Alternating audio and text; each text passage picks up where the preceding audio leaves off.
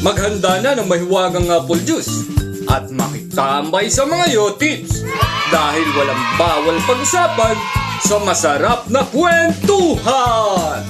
Wag Po! Vic Rodriguez, nag-resign na executive secretary, pero tatayong chief of staff. Anong ibig sabihin yan? At bakit siya winawarla ni Presidential Legal Counsel Wag Po si Enrile? Mga taga Maguindanao, nag-vote yes sa paghati sa probinsya sa dalawa. At Taguig RTC, naglabas na ng warrant of arrest laban kay Bong Navarro para sa kasong rape. Mga yotits, take it away!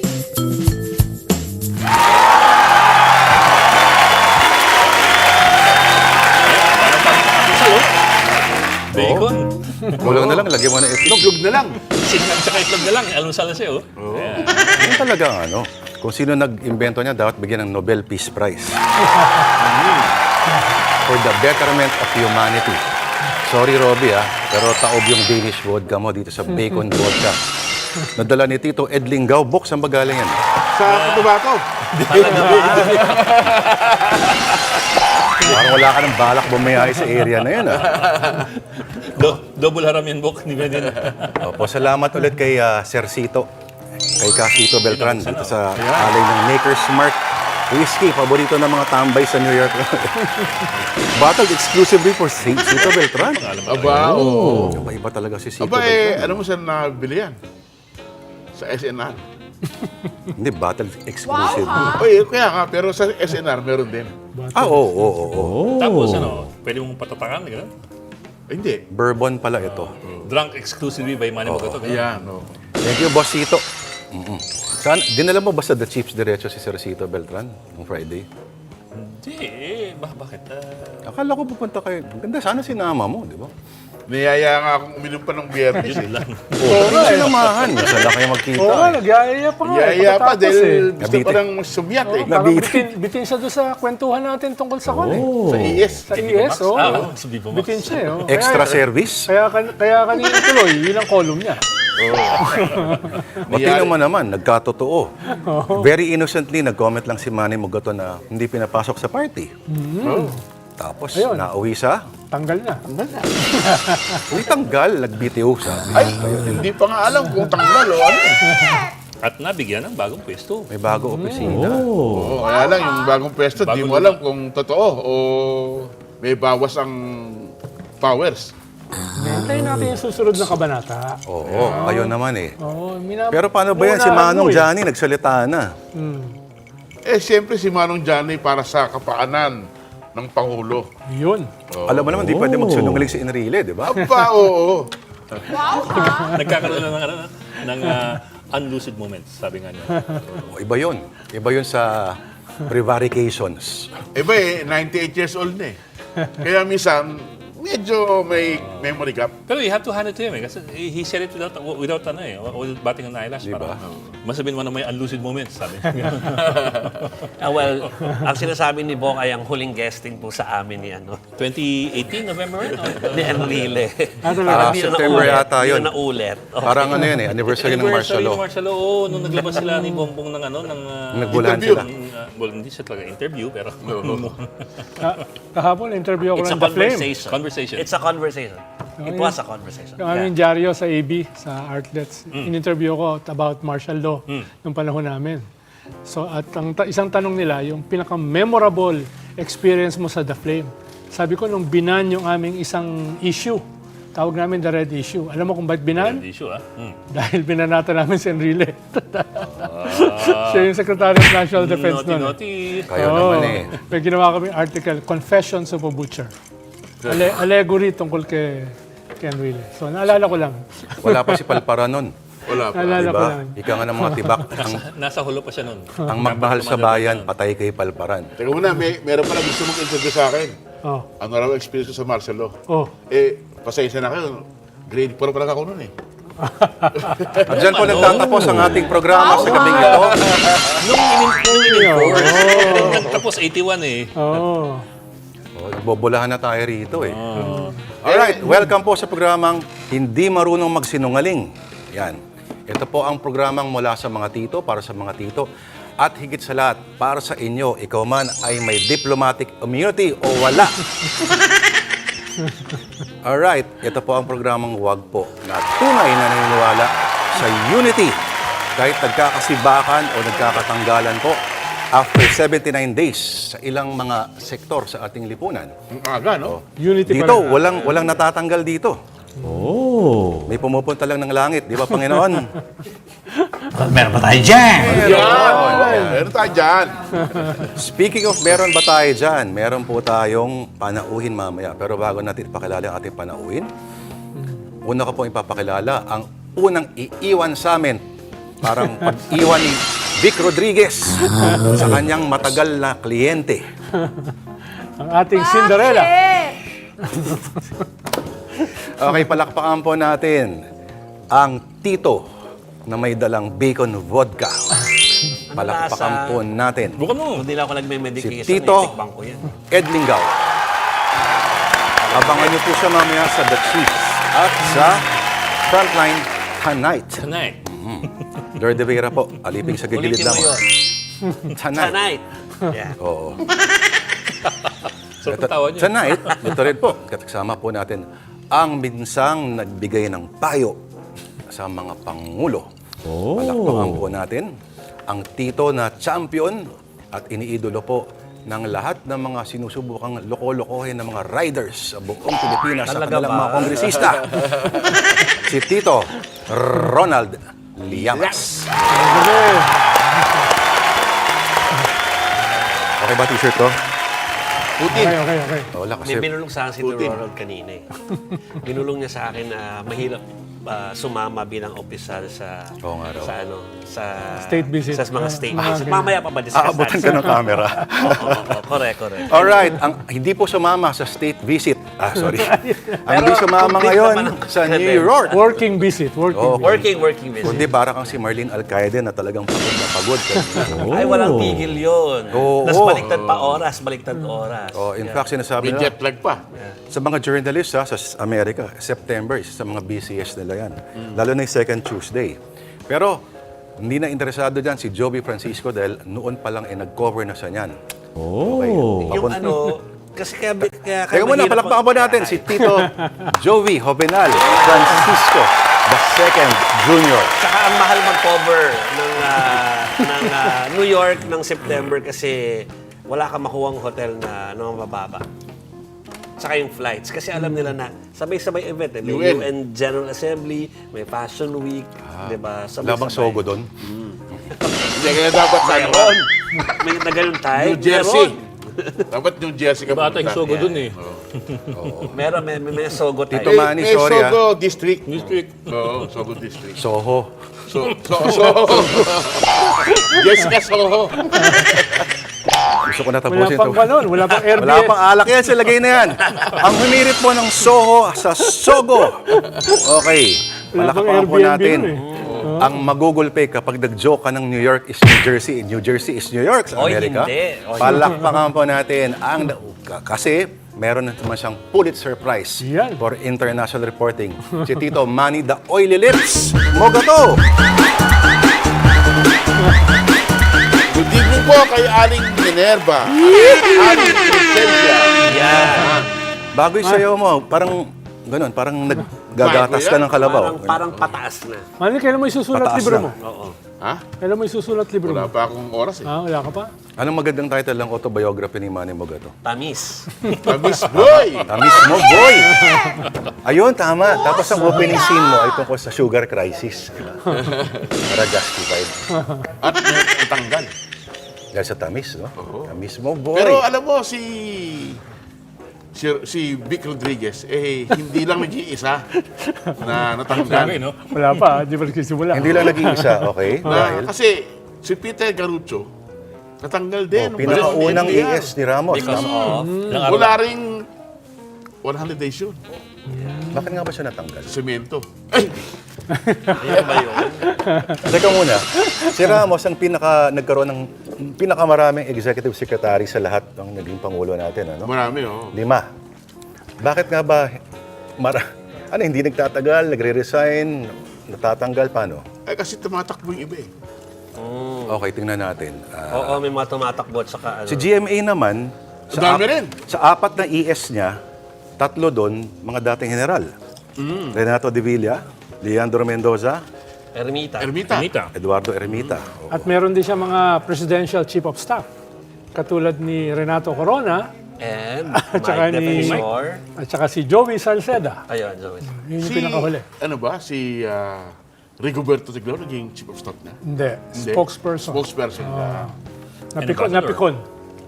Ganon. Spokesperson na pikon. Kaya nagpuntang Greece. Punta sa Greece. Si Jovi yata nagtanong nung kaya napikon eh. Hindi naman. Okay, so, ES, huwag po kayo malito pag sinabing Little President, hindi po si GMA po yun, ano? Ang Little President ay ang Executive Secretary.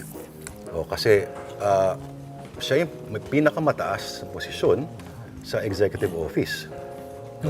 Primus inter pares among the cabinet members. Latin ba yun? Paano ko Paano ko primus inter pares ng foreign affairs? Foreign affairs ha? Dati. Ha? Dati. Foreign affairs? Sabi nga ni Malutikia sa column niya last month, glorified staff lang naman ang executive secretary. Clerk. Glorified clerk. Glorified clerk. Pero hindi madali yun. Di ba? Ikaw nagta-traffic ng mga bagay-bagay. Oo, ikaw ang linchpin. Tsaka you Hindi ka tahi. also sign for the president. I mean, you also make certain decisions Yeah. that don't have to necessarily go Appointments, no? At di dadaan sa CA. Ang yes? Hindi, ang si Vic ngayon. through him. Ang COS. Hindi na. Okay, pag, alam ba, panahon ni Ramos, maraming executive secretaries, ito, problematic ba to in terms of continuity, mga tito? O, halimbawa, panahon ni Digong, panahon ni Pinoy, isa lang, tig-isa. Stick to 1 ES lang sila. Oo. Hindi naman siguro problema, Lord, kasi may flow naman yung yung paperwork sa Malacanang. Pero sa ganitong klaseng context, mukhang problematic. Oo. Kung hindi ito yung naging dahilan sa paglipat, pagiging presidential chief of staff, pwede natin sabihin na, teka, medyo by design yan, no? Pero mukhang hindi by design eh. Mukhang dahil sa mga power struggles eh. No? Sabi mo nga, nung Biyernes, di ba? Hindi pinapasok? Hindi pinapasok sa birthday party. So, medyo komplikado. Asan ang unity doon? Eh kasi for family and friends lang daw. Talaga. Kaya pala nandun sila. Kaya Lord, posible yung sinasabi ni Manong Enrile na, teka, magkakaroon ng kanyan, ng overlapping. Magkakaroon ng mga away. No? Ngayon, alamin natin kung ang mga dinesignate bang mga, let's say, mga kapangyarihan, no? Ayon po doon sa, siya rin ang pumirma, no? Si Hindi mo dating alam kung E.S. totoo yun Rodriguez. Oo. Oo. Maaring iba doon ay nag-overlap na sa ibang mga responsibilidad ng ibang mga departamento. Okay, so ito, kausapin na natin ang ating panauhin. Yung Tito mas Ron. maraming alam sa atin sa ganyan. Kasi nandun siya dati. Oo. Okay, Tito Ronald, nais mo bang ipakilala ang ating mga kausap? Ikaw na. Kakahiyaan, yo. Sige na. Tito Ronald. Inimbitahan po natin ngayong gabi si attorney, dating Undersecretary Karen Jimeno. Naging USEC siya sa gobyerno ni Pinoy. Naging USEC din siya sa gobyerno ni Duterte, sa DPWH at saka sa PMS. Presidential Management Staff. At marami pa siyang mga naging posisyon at mga sombrero. Katulad nyo rin siya eh. Nasa media rin siya, no? CNN, no? Etc. At mukhang hanggang ngayon ay nasa CNN pa rin siya. No? Malakas mag-whiskey to, Sek. Ano, no? Malakas Talaga mag-whiskey. ba? Talaga? Dapat uminom din ng bacon vodka. Alam mo, ipasok na kaya. Oo nga.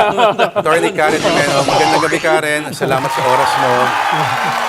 Hello, Yusek. Corny.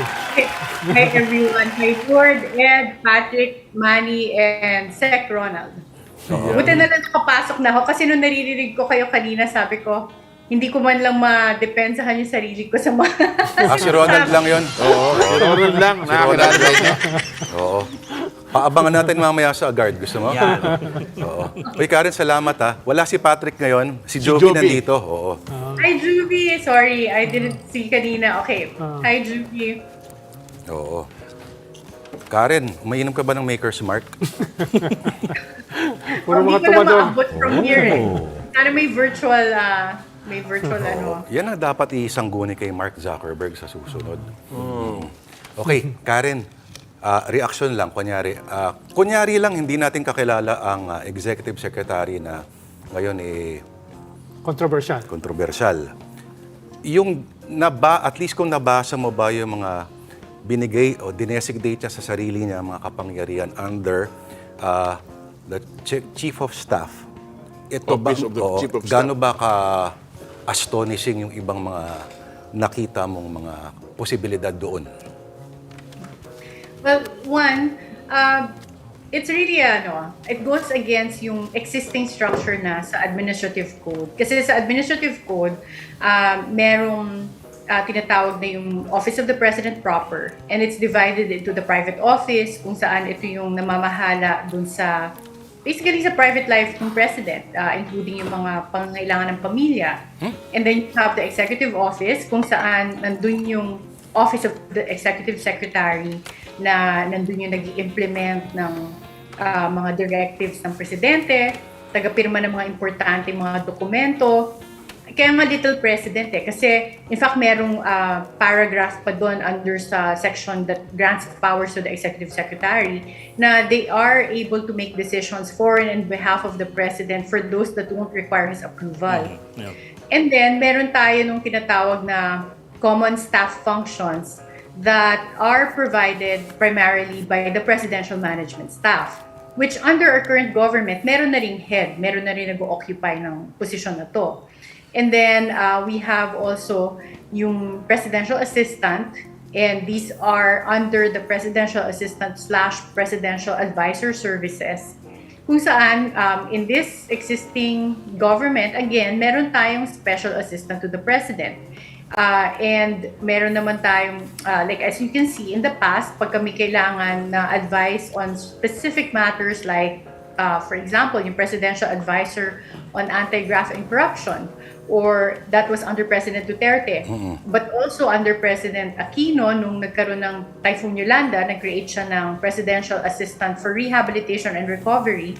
At yun yung minimension kanina ni Secretary Ronald, where I was appointed before. So, these have specific functions, but then it's highly unusual to create the Office of the Presidential Chief of Staff na mayroong mga linagay nga na functions that already exist. Parang nangyari, create yung Presidential Chief of Staff by special order, and then linagay doon yung mga parang nag-cherry pick among the existing functions dun sa mga minention ko na offices that already exist by virtue of the administrative code.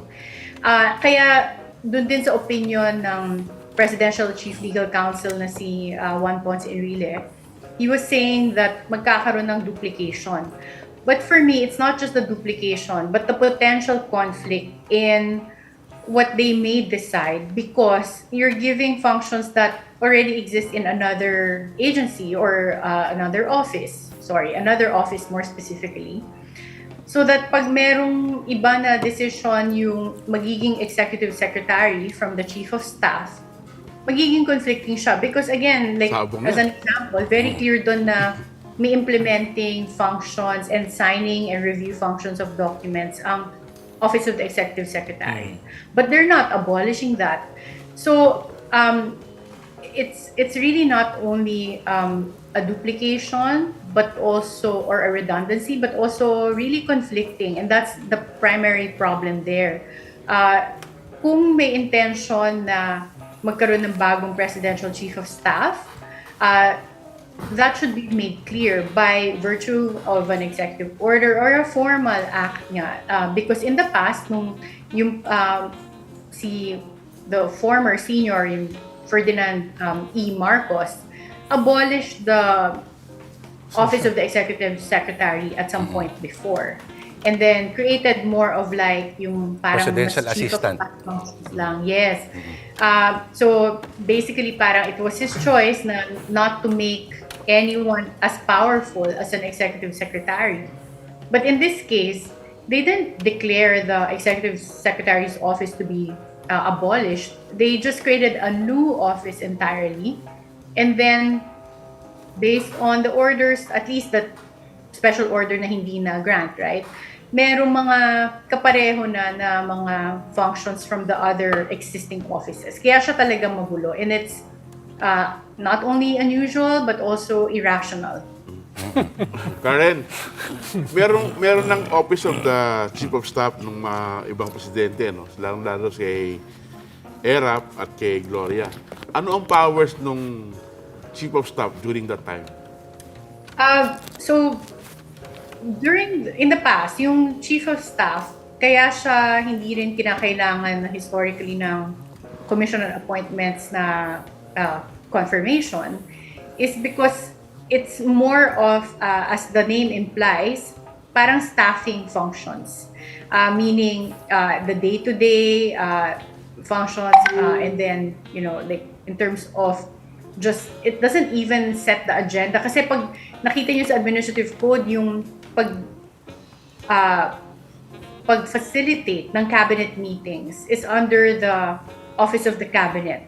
So, nagkaroon ng Office of the Cabinet Secretary, for instance, nung time ni President Benigno Aquino III, which President Duterte also maintained. But they're the ones that perform that function. So, for the Chief of Staff, before, yung mga pag-conduct ng meetings, that's part of the day-to-day or really just serving the day-to-day needs of the President na hindi siya no signing authority, no discretionary power as an executive secretary. So, it's really parang, siguro dito mas appropriate yung terms ni Malutikia na mention kanina yun, na glorified assistant. But the executive secretary, there's a reason why time and time again it's been called the little president. It's because for most of the time, then if the president is out of the country and not in the Philippines, usually the executive secretary takes care of the day-to-day and the functions of the president. And they have signing authority. So yun yung malaking pagkakaiba doon na it's really the scope of the power and the type of authority that they hold. Ito, implement instructions pa daw for the efficient and effective operations of departments and agencies and offices. Ayop. Yeah. And word number 3 for me is very important. Like the ability to really decide for and behalf of the president on matters not requiring the president's the personal attention of the president. But that's really a large discretion. Diba Yusek Karen, dahil wala kasing official description pa na lumalabas maliban dun sa 5-page na nilabas allegedly ni Vic Rodriguez mismo last week. At yung nilabas ni... But it was the draft. Yeah, so we don't know yet kung ano Kanya talaga yung pirmahan. Ang tanong, sino nag-leak? Tapos yung nilabas ni Trixie Angeles na summary ng functions. Summary lang. So wala pa talagang formal tayo nakikita. Yeah. Unless may... No, may yung hinahanap ko. Yes, no? I wanted to know nga kung if by any Parang chance anybody here has Parang wala pa. copy of AO1, Pero the actual signed copy. official siya dahil sinagot siya ng chief legal. Di ba? Yung presidential chief legal. So merong talaga. merong aura ng pagiging official yung ginawa or at least yung sinabi ni Trixie Angeles, no? Pero offhand, yung mga ilang nakausap ko na nasa Malacanang na huwag na nating ibanggitin kung sino sila. Tago natin sa pangalan. Ibulong na lang mamaya. Ang sabi nila, parang mix siya, basically may PMS administrative functions at some CABSEC function, yung inabolis na posisyon Yung kinugrales, ng CABSEC, with some political whisperer functions, no? Yun yung kwan. So, in the absence of something formal, ay ito yung nakikita nating mixture.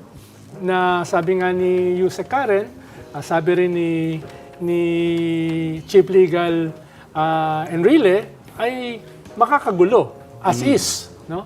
As is. Kung ganyan yung mangyayari. Ang problema natin, si Bongbong nasa New York.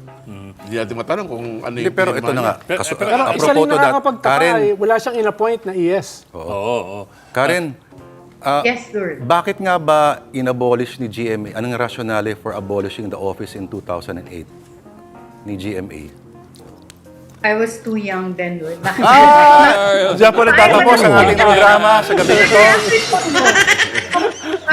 Okay, just to, but I guess to understand din yung, the structure of the office of the president, it's like your own office, right? Basta it's within the executive branch, so it's the president that has the primary authority kung anong gusto niyang gawin dito, however he wants to structure it. So, ang importante talaga would be yung trust and confidence of the president and the necessity of the different roles that they that each of the positions fill.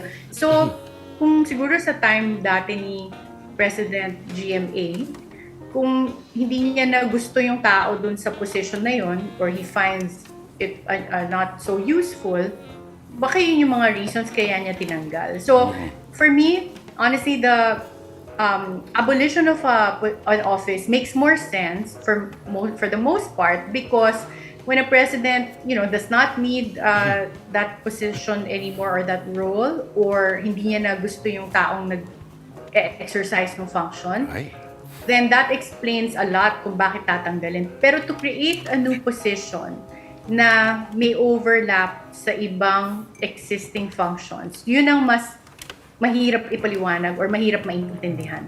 I see. Okay, Karen, paano to?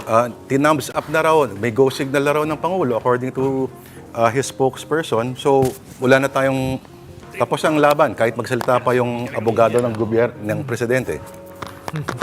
I suppose, yes, because again, it really depends on the president, diba? Kung anong mga roles ang kailangan niya. It's like someone running his own office, like a CEO na sinabi niya, mag-hire pa tayo ng isa pong secretary, and then mayroon siyang personal assistant. So, it's his prerogative as well. But I guess, Lord, yung question would be, what are the functions of this new presidential chief of staff?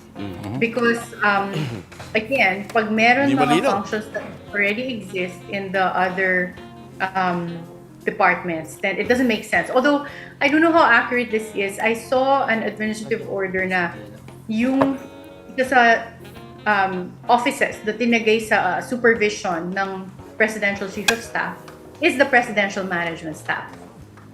But that's a bit odd because you have PMS secretary, which has I think the level of a cabinet position, that suddenly reports to a presidential chief of staff that doesn't even require the confirmation of the Commission on Appointment. So parang meron kang mas mababang kind of role dapat na suddenly is supervising another office. So, again, like yung nasabi nyo nga kanina, nakakagulo. It's confusing, and it's even against what the government has been saying, including the Department of Budget and Management, that they're trying to right-size the government. Why are we creating additional positions that really serve no clear purpose? Dalawang tanong, Yusek Karen, no? Una ay, pwede bang magkaroon ng dalawang posisyon sa Malacanang na merong parehong signing powers? Pwede bang magkaroon yon? Ikalawa ay, nakalagay dun sa description ng Chief of Staff, magkakaroon siya ng deputy na cabinet rank. No? Parang medyo weird yun. No? Yung deputy ng Presidential Chief of Staff ay cabinet rank. No? Yun yung dalawang tanong ko. No? Yeah, I agree. I think we have to, kailangan i-check yung constitutionality niyan because meron nga tayong the administrative code was issued under President Cory Aquino's time, but it 8292. was done aligned with the Constitution, and again it arranged the different functions of the government, including it laid out kung ano specifically yung sa executive position and then legislative, but also specifically for the executive position sa branch and then the different offices under it. Very clear na doon kung ano yung mga different types of offices at ano yung functions nila.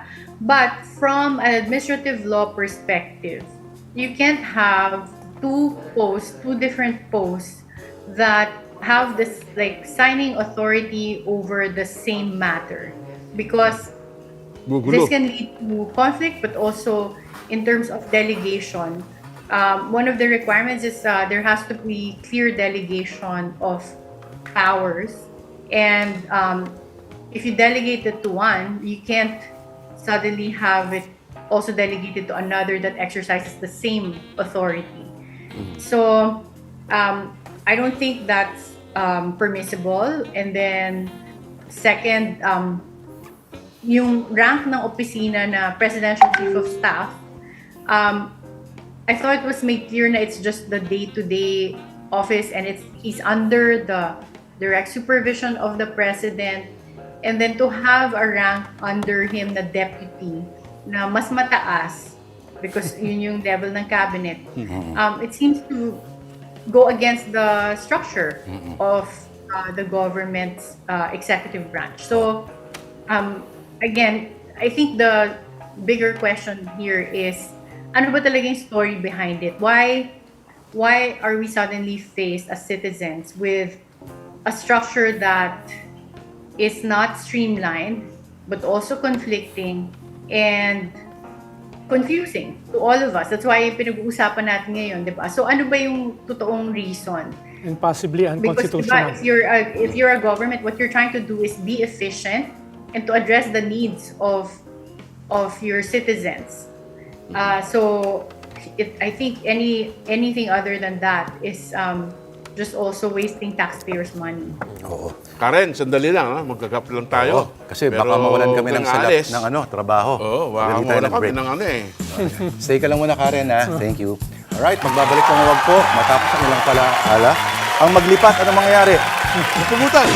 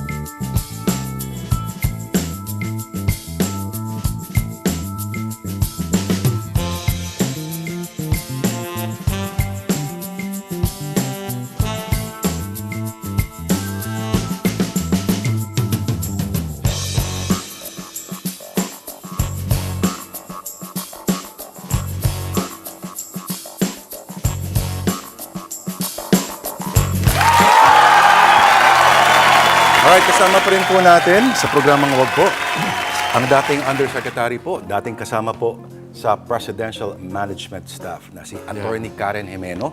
At nagkikwento po siya doon sa yung mga komplikasyon na maaring magdulot nitong bagong inimbento o binalik na posisyon ng dating ES Vic Rodriguez. Karen, okay, may phone-in question dito. Paano bang coordination ng Chief of Staff sa Presidential Management Staff? Okay. So, I think for me, hindi ko alam kung ano yung magiging structure under this newly created position. But in my experience, nung time ko ni President Duterte, nung naging HUSEC ako ng Presidential Management Staff, we had our own acting head, but we also were reporting to the president, the special assistant to the president, na si Sap Bongo po that time. But because it really made sense that time because si Sap was taking care of the day-to-day needs of the president, and kasama talaga siya sa lahat ng lakad ng presidente. Tapos even the cabinet meetings, nandun po si Sap Bongo. So I find at that time it was streamlined because even the setting of yung itinerary and slash schedule of the president came from the presidential management staff, which aligned with really the functions of Sap Bongo as well. So if we look at that from the current structure ngayon ng gobyerno, na at least this our new president, KBBM, he has a special assistant who's Anton Lagdameo, that is historically the person that will be with him sa day-to-day. So parang sila ni Chief of Staff na bago, yung dalawa silang kasama lagi. It's odd. Yun yung isa pang duplication.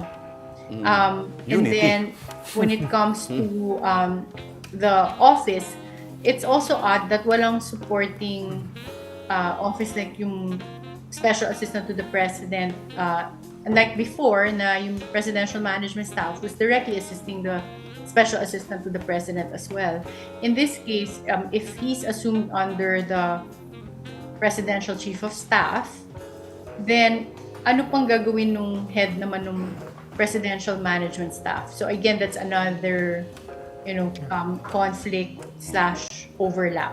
Meron kang nabanggit. And lalong confusing yun for the people in PMS, for instance, because sino yung totoong boss talaga nila, di ba? So let's say may decision si Secretary Naida as the PMS head na i-overturn ng bagong presidential chief of staff, who would be in this case Rick Rodriguez. Then that's again confusing, but also the potential conflict. It's a risk that, if you're running a country, or even if you're running a company, that's one of the things that you will not really allow to happen, right? Like from the start pa lang, you rationalize the functions and make sure that the lines of communication and the lines of command are very clear and there's no conflict or overlap. Okay.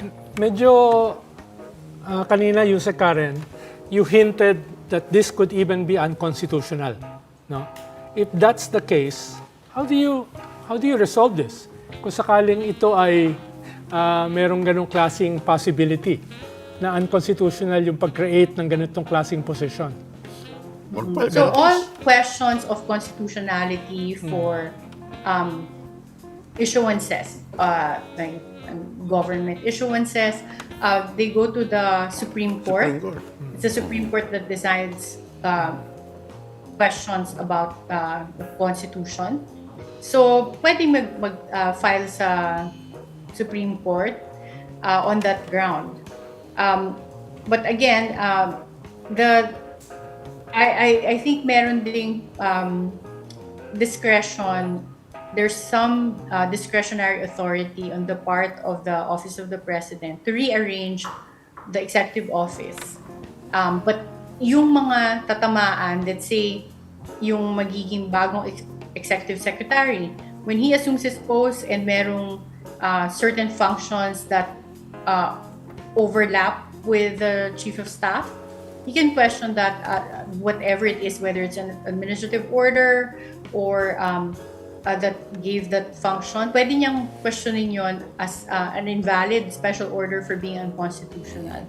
We saw this happen before, diba? Nung Truth Commission, for instance, that was formed under President Aquino. Ay, oo. When it came to the constitutionality of that, it's a question that went to the Supreme Court for their decision. Tama. Karen, last na. Agad na decision naman Supreme Court yan kasi mabilis mag-decide ang Supreme Court. After 5 years, tapos may decision Karen, agad. Meron lang tanong, ano? Super last na lang. Salamat, Karen, ha? Kaya siguro ginawa itong Office of the Presidential Chief of Staff, ayaw lang dumaan ni Vic sa Commission on Appointments? Well, again, Naiintriga ka eh. we're discussing this as hypothetical question. Oo. Di ba? Kasi wala naman tayong alam, talaga wala din namang sinasabi yung Karen, don't unless fall. it's an Don't official go for the statement bait, naman. Karen, ha? Binibait ka niyan. I'm answering a hypothetical question. Hypothetical. I'll take this, Kunyari, nasa But, klase tayo. Yan. So, well, that's something that they can do, but you can't have your cake and eat it too, diba? So there's a reason that some positions are subject to the Commission on Appointments. And the Presidential Chief of Staff, kaya siya historically hindi kasama dun sa, nandun pa sa, na sinasalang sa Commission on Appointments is because it's known to have less powers, no discretionary powers, more of really just the day-to-day na parang assistant talaga ng presidente. So, Alalay. Alalay, okay. Ayoko na gamitin yung word Sakit na yun, yung but yeah. magsalita. Oo. So, parang kung ang reason lang is to have an executive secretary na hindi dadaan sa Commission on Appointments, I think that can also be questioned as, violating our constitution and also the existing executive orders and rules that we already have, because if they're required to undergo a certain process, you can't try to subvert that by just creating a new position na yung functions naman hindi dapat equivalent and then bibigyan mo nung functions na yun. So, I think that can be legally questioned. Right. On Okay. that note, Attorney Salamat, Karen Karen. Emeno, maraming salamat sa Salamat oras mo. po sa ha? Karen. At next time, may nag-aabang dito na Maker's Mark. That's an incentive for me to do a live guesting. Yan. Yan. Thank you, Alright, again, Attorney palakpakan Karen. natin si Attorney Regards Karen sa Emeno. iyong Thank you. 1-year-old baby. Uy! Thank you, Attorney. Karen, congrats. Thank you. Alright. May kinakatakutan bang si Oh, di ba Vic kakampi Rodriguez? naman yung mga CA? Na-escort pa nga sa doon Merong as a ano guest, Pero diba? sabi nung isang senador na nakausap ko last week, meron daw technical problem si ES Vic Rodriguez din. Dahil hindi siya nakapag-submit ng requirements sa Commission on Appointment within 45 Correct. days. Oh. Okay. So kung hindi niya magawa yon, hindi siya pwedeng i-bypass lang. Kailangan siyang i-reject. Yep. Hindi ko sure tama yun. Yan yung, Tama yun. yan yung Pwede, rules baka ng- nga may technical yun yung reason. isang problema. Yeah. Pero we all know, di ba? Requirements lang, madali namang gawin Parang yun madali eh. at the same time, Paperworks lang yan. kung paniniwalaan natin lahat ng mga kumakalat within the halls of power, parang it's beyond the technicalities of legislation and the executive, no? Parang merong Merong mas malalim, Merong no? mas malalim. Hindi lang mga technical. Yes. Anyway, hindi nasagot ni Atty. Karen kanina, kasi sabi niya bata pa daw siya, di pa sa pinapanganak. Pero I must say na baka isipin nila kaya inalis or tinanggal yung power na yun. Tinanggal yung posisyon na yun nung Because of the panahon tao. ni Joey Salceda dahil sa tinawag si Joey Salceda Lucky yun. Bitch Lucky Joey, Bitch itong si Gloria that time. Hindi, 2008 niya tinawag na Lucky Bitch. At I think si PJ didn't mind that that statement yata. I'm not sure. Pero 2007, 2 months lang nag-serve as COS si Salceda. Joey, Pero I think it's really the position. Una, we all know na GMA is really hands-on na pagdating sa mga bagay-bagay. Hindi na Pangalawa, kailangan ng Chief of Staff, in short. meron siyang Lenhorn na PMS that time. We all know how loyal Lenhorn was or Len Bautista Horn. Until now, kay GMA. Si Jimmy, nang babato daw ng cellphone niya eh. Laptop. Dito, pwede na to ng laptop. Yung Proctor girl yun. Uy, teka muna. Anyway. Siguro, magpapatito pabati tayo, no? Pero papasalamat Yeah. lang po ako sa lahat po na pumunta nung Friday sa Manila Book Fair. Congrats, Lord. Thank you. Ay, naku, nakalimutan ko yun. Alam mo, halos siguro malaking porsyento ng mga pumila, Wag Po, Earth. So, ito Yan. basahin ko na yung pangalan nila. Si Yeyet Tapang, mabuhay ka tol. Math Nogoy, Brian Manalo, Neville Abuso and anak. Si Jerome Malik, si Julius and Don, salamat sa inyo. Magkakasama lagi, ano? Pero ito po, nakikita nyo po, ay si Donya Joy Buensalido, ang may-ari ng Buensalido and Associates. Hello. Isa po sa mga premier na mga public relations firm sa Pilipinas. Yeah, na hey, bigat sa mga kliyente Yung na to. markademonyo na Joy, face mask. thank you Joy sa pagpunta. At sa kanyang asawa na si Dr. Adrian. Sabi ni Jerome Malik na ubusin sa nung marka. Oo, Jerome, utang ako sa iyo ha. Thank you. Yeah. Anong nilagay mo na dedication sa mga pinipirmahan Siyempre, mo? unity.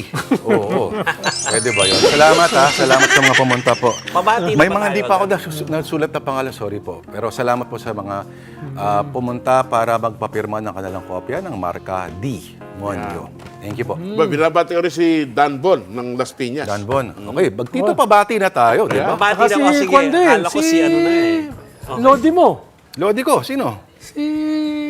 Enrile. Hindi, si... Sino ba? Kaya mo yan. Journalism. Ay, Robert Roque. Roque. Professor Robert Roque. Oo, nakita kami kanina sa Trinoma. Hello, hello. Wala ba tayong pabati? Hindi na tayo pa pala. Pero kasi nakita ko, pinapakita. Pero tingin ko, ang noteworthy, aside from the fact na nilibing na ba? Inilibing ngayon. Nilibing as we speak, ano, ay, ang pinapunta doon, no, may representative tayo. Si Irene. Diana and sister. Charles natin. Si Sister. Diana and Charles of the 80s na, 70s ba? Tapos Of the pagkatapos 70s. ikasal, dilindol yung simbahan pagkatapos. Sila ang representative natin doon sa buwan. Saka nandun din si US President Biden, kaya hindi pa nagkikita-kita sa Aba, New alas York. 8 pa lang, dumating na si Joe Biden. Yan. So makikita natin, Ayun, alive ba yan? after 10 days, living na rin. Hindi, ano yun? Yeah. Papunta na sa sa St. George Chapel. Kahit wala tayong kinalaman dyan, historically, Yeah, no? Alam mo naman, fascinated tayo sa mga ganyan. Yung di na dyan si US President Biden, 'di ba? Pupunta na yun ng New York for the UN General Assembly. At saka wala pa rin nga daw one-on-one. Pero alam mo naman yun, 'di ba, Tito Ronald, na pwedeng silang magkita sa sidelines na hindi formal yung talks, pero pwedeng magbulungan. Parang sa Pwedeng- UNGA. Yeah. Okay na tayo dyan. Pwedeng mapatid, no? Easy. Pwede. Pero may reception, by the way. May reception for leaders. Joe Biden may meeting kay Liz Truss. So Wednesday. Yeah. Wednesday sa New York, sa ating gabi yun. 6 days naman ang presidente natin doon, so huwag ka mawala ng pag-asa. Pero Mano. nasa unahan kasi sa Lord eh. Bukas magsispeech na yata sa mas isabihin, mauuna sa yung mga VIP sa bandang ano pa, sila Biden. Teka sila muna, Trump. tinatawag na debate ito, yung sa UN General Assembly. Ito ba'y... Kasi nag-o-offer Anong debate ka ang nangyayari dito? Alam ikaw natin, yung nagsasabi ng ang UNGA discussion points. ay pang Yeah. pinakaparlamento talaga ng United Nations. Ano? Pero Pero walang open forum. Walang open forum. open forum. So walang debate. 15 minutes to speak. No? Yes. So, Tsaka no lahat breaks. gusto magsalita. Oo, pero ang nakapag-speech na pinakamahaba sa kasaysayan ng UNGA ay si Fidel Castro. Fidel Castro. 269 minutes. Oo, saan ka pa? Si Gaddafi, saan ba yun? Ha? UNGA din ba yun? Hindi Si ko alam. Gaddafi. Basta naalala ko si Hugo Chavez, yung Can you smell the Sulfur. sulfur, no? Referring to George Bush. Kasi nandun yan. Pero siyempre, Che Guevara tayo. Iyon. Yun, no? So, ang tabayanan nyo, may coverage tayo niyan. Che Guevara pa rin. Ano yan? Siyempre, hashtag. Alas 3 ang madaling araw sa Pilipinas. Sasalita si Pangulong Marcos. Oo. Pero, Kasi alas 3 ng hapon sa New York. Ibig sabihin, kung talagang, Madaling araw. kung talagang nationalist ka, hihintay mo. Oo! Correct. Yeah. Hindi ko nga, madaling araw tayo nagpipress ko. Kaya ite-text ko kayo, alas 3 ng umaga kung gising kayo. may watch party tayo. Yun nga, actually yung segue. Kung meron naman tayong taga-cover doon, we can rest. Correct. Oo. Ika nga eh. Teka muna. Si BBM nanood daw ng Eric Clapton. Oo. Alam mo yung favorite song ko ni Eric Clapton kung ano? Okay! Okay. Pero nag-New Jersey na siya. Yun. Tito, pabati po. Ano nais na ipahiwatig niya? Wala. Wala naman. Kasi wonderful tonight. Nakakasawa na. Babatiin ko na masarap. Sino-sino itong mga to. Alright. Neil Vivas, si Nilima de la Calzada, RJ Lagosa, John David Hakalan, happy birthday sa'yo. And Elmo Cardenas. Hello. Sarap na pagbati po sa inyo. Tigasan ka. Yan. Si Jomides Eviota ay taga-Bern. Uy, Saan Germany. to? Switzerland. Switzerland. Si Esther Del Rojo, taga Laguna. Si Marco Solana from Bulacan. Amelia at Noel Consular ay taga Iloilo. At si Jay Reyes ay taga Cainta, Rizal. Yeah. Ano sa mga taga Cainta? May dadagdag lang ako dyan. Si Reden at saka si Ruby. Yun, oh. From Tuba, Benguet. Ay, Get. Happy birthday! malapit Ay. na sa Baguio yan. Happy birthday! Ayan, Power na nagpasugpo! Magpapasugpo yan. Magpasugpo naman. Opo, yan si OIC Principal Alma Legazpi Cruz ng San Jose del Monte Yeah. National High School. Ma'am, Happy birthday po, ma'am! iniimbatahan na tayo. Ayun. Kayo na lang iniintay. Ayun. Meron siyang malaking isdaan dun sa Bulacan. Yan. Kailan tayo pupunta ron? So mag-ready tayo, ha? Ba, Happy birthday, happy Ma'am birthday. Alma, ha? Ayan, ha? Bonggang happy birthday. Happy birthday. Yan. Gusto nino gabi-gabi, Tito Ronald. Gabi-gabi nanonood sino Mon to? Soliben, no? Leds Chulbo, Nancy Elao Chong, Roderick Molina, at Rosalie Sabado. Yan. Sabado. Hello. Laila Pangilinan, get well soon. I get one soon, Laila. Huli ka. Huli ka. Sino tong huli? Chester Alan Torres. Pabati kay Jerwin na gabi-gabing nagsasampay ng kortina sa Wag Po sign. Ha? Ayan. Okay. Ah, sasampayan. Actually, kortinang yan galing kay Ed Lingaw yan. Ano ba tawag dyan? Camouflage. Camouflage. Oo, Jerwin, magpabunot ka na ng ipin, ha? Okay. Masakit, masakit. Oo. So, dyan na naman po nagtatapos ang isa na namang edisyon ng programang magbibigay sa inyo ng magandang kutis, mahabang buhok, At pakinis sa balat. at pampatigas ng paninindigan. Yan. Eric Clapton ulit. Oo. Sa ngalan po ni Eric Clapton at sa lahat po ng mga barado ang ilong sa gabing ito. Kasi hindi kayo makakatulog. Aba, edi... Suminghot. Wag, magdasal na lang tayo. Oo. Alright. Tito Ronald Llamas, Joey Francisco, Lord de Vera po, at si Manny Mogato. Okay. Sa ngalan po ng pagkakaisa. Cocaine.